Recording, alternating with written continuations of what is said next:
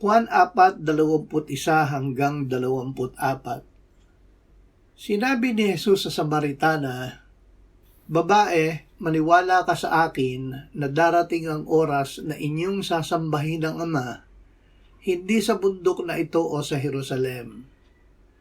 Sinasamba ninyo ang hindi ninyo nakikilala. Sinasamba namin ang nakikilala namin, sapagkat ang kaligtasan ay mula sa mga Hudyo. Subalit dumarating ang oras at ngayon na nga, nasasambahin ng mga tunay na sumasamba ang Ama sa Espiritu at katotohanan, sapagkat hinahanap ng Ama ang gayong mga sumasamba sa Kanya. Ang Diyos ay Espiritu at ang mga sumasamba sa Kanya ay kailangang sumamba sa Espiritu at katotohanan." Sumamba sa Espiritu at katotohanan.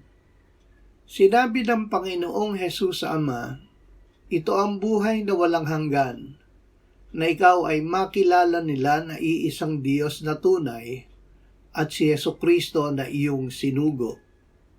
Upang makilala ang Ama, ipinahayag ni Jesus ang pangalan at ang salita ng Ama sa kanyang mga alagad.